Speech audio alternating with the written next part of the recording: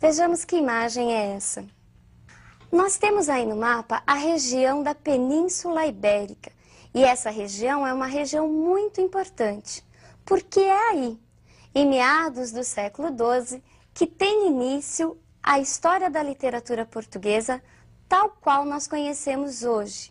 Isso lá por volta do século XII, quando Portugal se constitui como um Estado independente. Toda essa produção, toda a literatura, ela é dividida em grandes movimentos, em grandes escolas ou estilos de época. Antes dessa divisão em estilos e movimentos, a história da literatura apresenta ainda uma outra grande divisão, que são as eras. Nós temos na história da literatura portuguesa a era medieval, a era clássica, a era romântica ou moderna e a era contemporânea. Mas em função da visão de mundo dos artistas, das características de cada período, essas grandes eras se dividem em momentos menores, chamados, aí sim, movimentos ou escolas literárias. Esses movimentos, essas escolas, não devem ser entendidos como compartimentos estanques, como uma série de gavetinhas separadamente. Não, ao contrário, não há um período certinho que marca o término de um movimento e início de outro. Essa divisão é apenas um recurso didático para facilitar a compreensão do aluno. Até porque há sempre um período de transição entre a ascensão de um novo movimento e o declínio de um movimento anterior. Sempre temos autores que apresentam características não só de uma escola, mas de outras escolas, como é o caso de Camões, comumente estudado como um poeta do classicismo, mas que apresenta características medievais, maneiristas e até mesmo barrocas. Para que você fixe bem essa ideia de estilo individual do poeta e estilo de época, vejamos o próximo esquema. Passemos a ele. Há um estilo individual que representa a característica particular, a maneira do artista trabalhar a língua e encarar o mundo. E um estilo de época, que corresponde ao conjunto das características comuns de um determinado grupo de autor num certo período da história. A literatura brasileira também é dividida, mas tal divisão nós só veremos nas próximas aulas. Hoje nós falaremos do trovadorismo. E para isso, passemos então a essa imagem.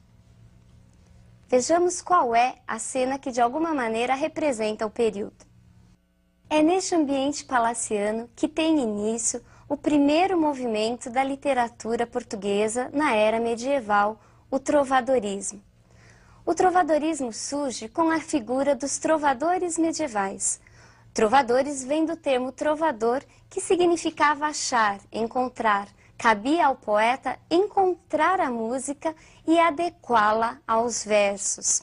Neste período, nós temos a imagem desses trovadores que produziam canções para serem tocadas, cantadas aos sons de instrumentos musicais. Vejamos agora uma imagem símbolo deste período. Aí nós vemos os trovadores, os famosos trovadores medievais. O primeiro texto português, da literatura portuguesa, que se tem registro é a Cantiga da Ribeirinha de Paio Soares de Taveirós, comumente classificada como uma cantiga de amor. Toda a produção poética desse período acaba sofrendo uma divisão. Vejamos agora como se divide a poesia trovadoresca.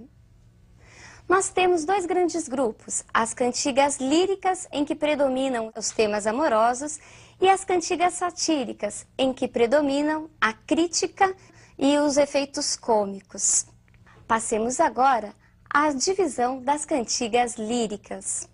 As cantigas líricas, por sua vez, se dividem em cantigas de amor e cantigas de amigo. Agora nós veremos um exemplo de uma cantiga de amor. Senhor Fremosa, pois me não queredes, crer a coita que me tem amor. Por meu mal é que também parecedes, por meu mal vos filhei por Senhor. E por meu mal tão muito bem oí, dizer de vós por meu mal vos vi, pois meu mal é quanto bem vós havedes. O que nós temos aqui? Nós temos aqui um poeta que se dirige, um trovador, que se dirige à sua amada, que mostra-se indiferente ao seu sofrimento de amor, o que na época era conhecido como coita, como sofrimento amoroso. Nas cantigas de amor, nós temos um homem falando, cantando do seu sofrimento em relação a uma mulher que sempre estava num plano superior, era aquela mulher idealizada e inatingível. O ambiente dessas cantigas de amor era a corte, era o nobre que produzia essas canções para suas amadas ou para sua amada. Vejamos agora como é que um outro exemplo de uma cantiga de amigo. Passemos a ela. Ondas do mar de Vigo, se vistes meu amigo, e ai Deus se verá cedo. Ondas do mar levado, se vistes meu amado, e ai Deus se verá cedo. Se vistes meu amigo, e porque eu suspiro, e ai Deus se verá cedo. Nas cantigas de amigo, ao contrário das cantigas de amor, em que o homem cantava o seu sofrimento pela mulher inatingível, nós temos o quê? Nós temos agora uma figura feminina. O eu lírico é feminino.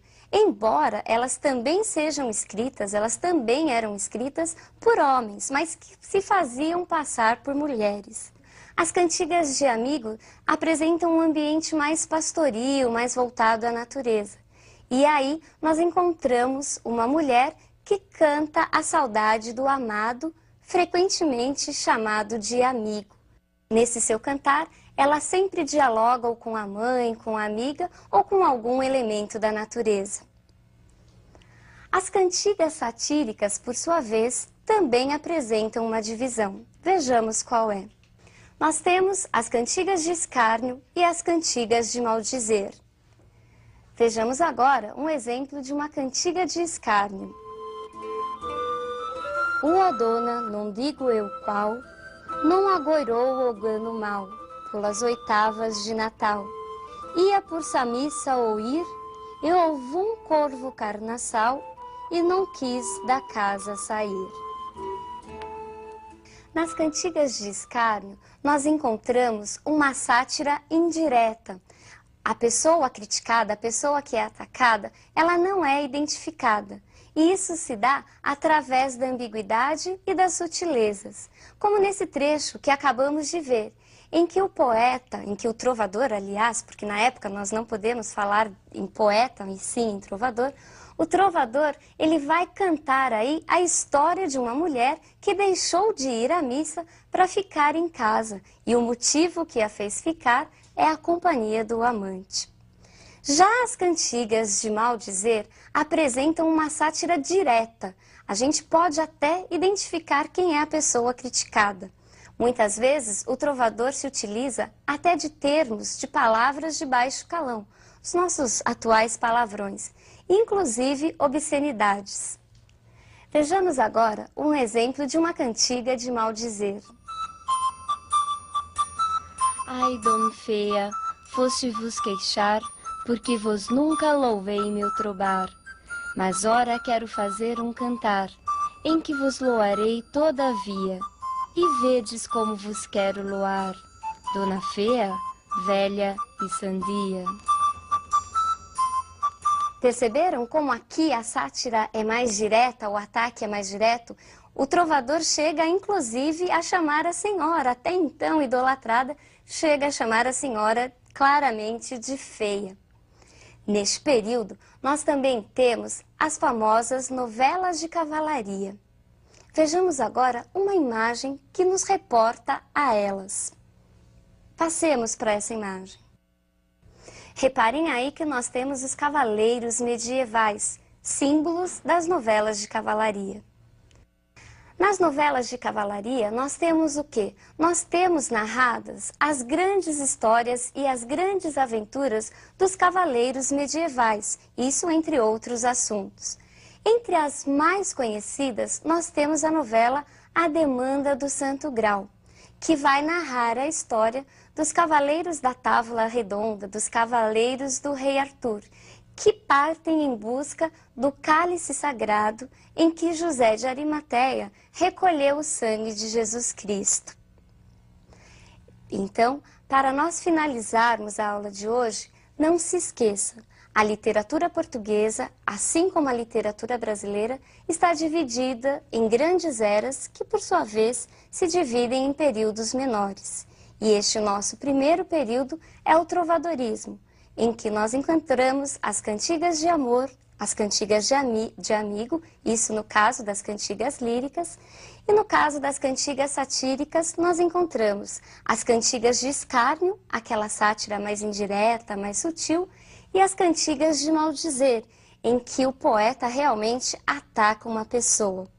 E ainda as novelas de cavalaria, que vão narrar os grandes feitos dos cavaleiros medievais. Por hoje é só, e até a nossa próxima aula.